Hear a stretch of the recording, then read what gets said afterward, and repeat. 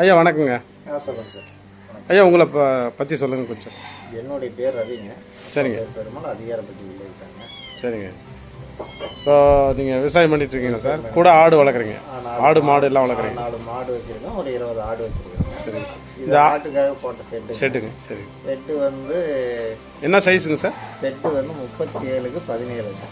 37 அடி நீளம், 17 அடி அகலம். அது ஆடு வந்து ஒரு 4 அடிக்கு மேலே இருக்கிற மாதிரி பராமரிச்சு தான் போட்டு இருக்கிறோங்க. சரிங்க. அந்த ஆடு வந்து தங்கச்சி இருக்கிற மாதிரி வந்து 6 அடி உயரம் ஆட்டுக்கிட்டு இருக்கிறேங்க. சரிங்க. அந்த கீழே 4 அடியில் அதனுடைய புழக்கெல்லாம் விழுந்துற மாதிரி விட்டுருக்குறேங்க.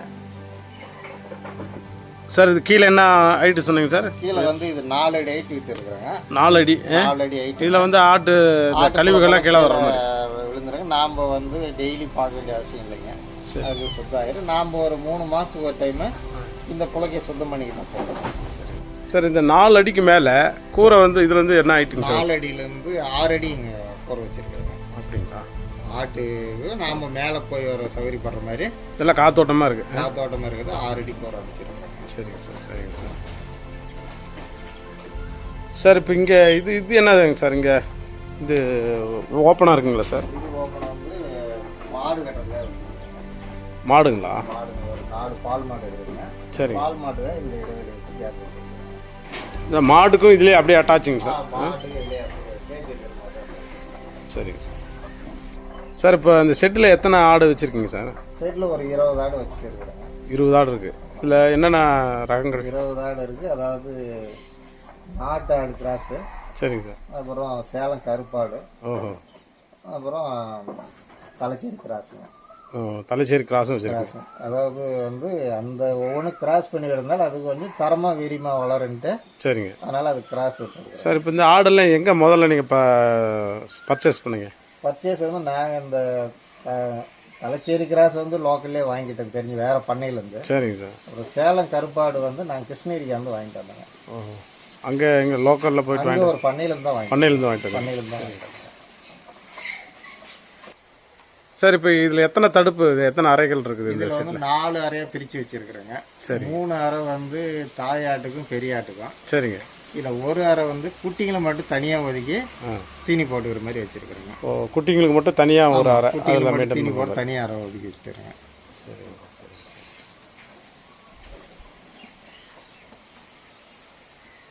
ஐயா இது என்னங்கய்யா? இது தீவனமா? இது கடலப்பொடிங்க. சரிங்க. கடலப்பொடி காய வச்சு பொருள் பண்ணி வச்சுருக்கோம்.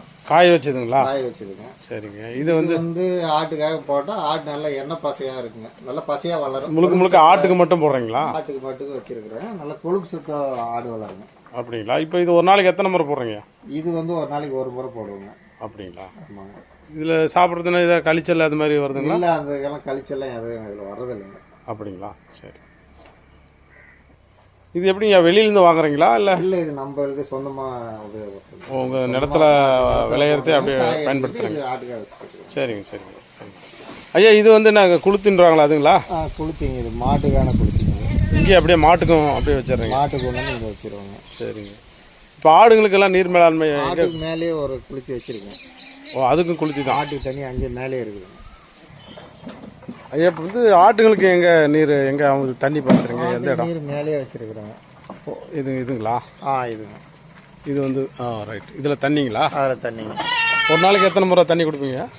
தண்ணி அது தேவையான போது குடிச்சிக்கலாங்க. அந்த அளவுக்கு அதில் ஊற்றி வச்சிருவாங்க. அதுக்கு எப்போ தண்ணி தேவைதாமோ அப்போ குடிச்சிக்கிற மாதிரி வச்சுருவாங்க. சரிங்க. சரி. இப்போ இதுக்கு வந்து என்ன தீவனம் கொடுக்குறீங்க? தீவனம் வந்து காலையில் வந்து மக்காசோளம். சரிங்க. மக்காசோளம் வந்து அரைச்ச மாவு. சரி. அப்புறம் நம்ம நார்மல் இது இந்த மாட்டுக்கு கொடுக்குற தீவனமே உலர் தீவனம் மாதிரி இந்த ஃபீடு கொடுத்துருவாங்க. ஃபீடு அப்புறம் தவிடு எல்லாம் கலந்து அதுக்கு ஒரு கைப்பிடி அளவு கொடுத்துருவாங்க. புண்ணாக்கு தவிடு எல்லாமேங்களா? ஆமாங்க. புண்ணாக்கு தவிடு மக்காச்சோளம் எல்லாம் கலந்து ஒரு கைப்பிடி அளவு தான் கொடுப்போம் காலையில். ஒரு நாட்டுக்கு ஒரு கைப்பிடி அளவு அதில் போட்டு விட்ருங்க, அதை சாப்பிட்டுங்க. அப்புறம் அதுக்கு பின்னாடி வந்து அதுக்கு தேவைப்படுற பசுந்தீவனம் கொடுத்துருவாங்க. சரிங்க. பசுந்தீவனா சார்? பசுந்தீவனா இந்த சூப்பா புல், மற்றது வேலி மசாலு இதெல்லாம் கட் பண்ணதுங்க. சரி. சரிங்க. பசுந்தீவனம் கொடுக்குறீங்களா? அது எந்த மாதிரி என்ன கொடுக்குறீங்க? பசுந்தீவனம் வேலி மசாலு, அவுத்துக்கீரை, அப்புறம் செஞ்சால தட்டு இதெல்லாம் கலந்து மிஷினில் நறுக்கி சேப் கட்டர் இல்லைங்களா? சாப் கட்டில் நறுக்கி போட்டுருவோங்க.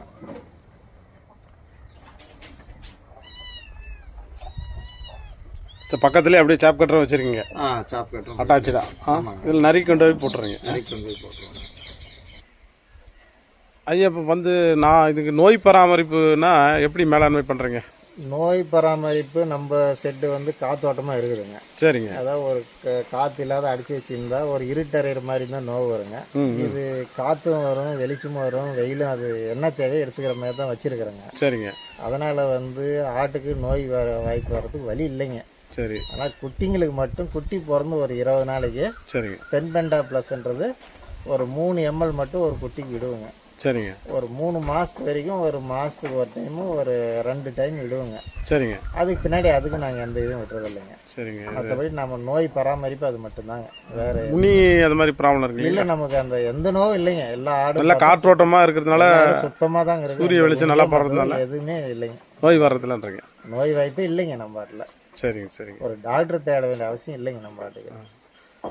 இப்போ நீங்கள் வந்து இந்த இதுக்கெல்லாம் வந்து குட்டி போடுறது இல்லைங்களா, அதெல்லாம் நீங்கள் எப்படி வித்துறீங்களா அப்படியே வச்சு பராமரிக்கிறீங்களா? இல்லை, குட்டி பராமரிக்கிறவங்க ஒரு 6 மாதத்துக்கு ஒரு டைம் வந்து நமக்கு தேவைக்கிற பெட்டை மட்டும் வச்சுக்கிட்டு கெடா குட்டி எல்லாம் கொடுத்துருவோங்க. இத்தனை நாட்டுக்கு சேர்த்து ஒரு கெடா மட்டும் தான் வச்சிருக்கிறேன். ஏன்னா ஒரு 2 கெடா 3 கெடா இருந்தால் ஒன்று சண்டை போட்டுக்கிட்டு சரிங்க இருக்கு. ஆனால் ஒரு கெடாய் மட்டும் வச்சிருக்கிறேங்க.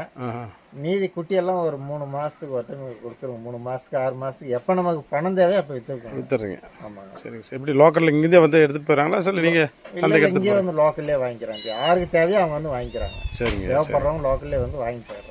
சரிங்க. ஐயா வந்து பார்த்தீங்களா இந்த செட்டு எளிமையான முறையில் இருக்குது. ரொம்ப காற்றோட்டமாக நல்லா வெளிச்சமாக இருக்குதுங்க. சரிங்க. அதனால் ஆடுகளுக்கு எந்த நோயும் தாக்கறதில்லன்னு நீங்கள் சொல்கிறீங்க. சரிங்க. இப்போ வந்து இந்த செட்டு வந்து நீங்களே ஐடியா பண்ணி கட்டினீங்களா இல்லை வேறு எங்கேயாவது பார்த்துட்டு வந்து கட்டினீங்களா? இல்லை, வெளியில் வேறு இடத்துல ஒரு செட்டை பார்த்தேங்க. எங்கே சார்? இங்கே தேவராஜ் பாளையத்துக்கு ஒரு நம்ம நண்பர் ஒருத்தர் போட்டு இருந்தார். சரி சரி. ஒரு செட்டு போய் பார்த்தேங்க. சரிங்க. அந்த செட்டு அமைப்பு எனக்கு பிடிச்சிட்டு இருந்துச்சு. சரிங்க. அதனால் அந்த அமைப்பு படியே நான் போட்டுக்கிட்டேன். சரிங்க. சரிங்க. இதுக்கு எவ்வளோ காஸ்ட் ஆச்சுங்கய்யா? எனக்கு வந்து 1.5 லட்ச ரூபா ஆச்சுங்க. ஓ, 1.5 லட்சமா? அதாவது நீளம் வந்து 37 அடி, அகலம் 17 அடி. 1.5 லட்ச ரூபா ஆச்சுங்க. சரிங்கய்யா. சரிங்க. நல்லா உங்களுக்கு வந்து குறைந்த செலவில் நல்லா தரமாக இருக்குது செட்டு. ஆமாங்க. அது ஆடுங்களுக்கு எந்த நோயும் வரதில்ல, நல்லா பாதுகாப்பாக இருக்குது. எந்த அந்த நோயின்ற வேலை இல்லைங்க. சரிங்கய்யா. இவ்வளோ நேரம் வந்து நமக்கு விவசாயிகளுக்கெல்லாம் பயனுள்ள தகவலை சொன்னீங்க.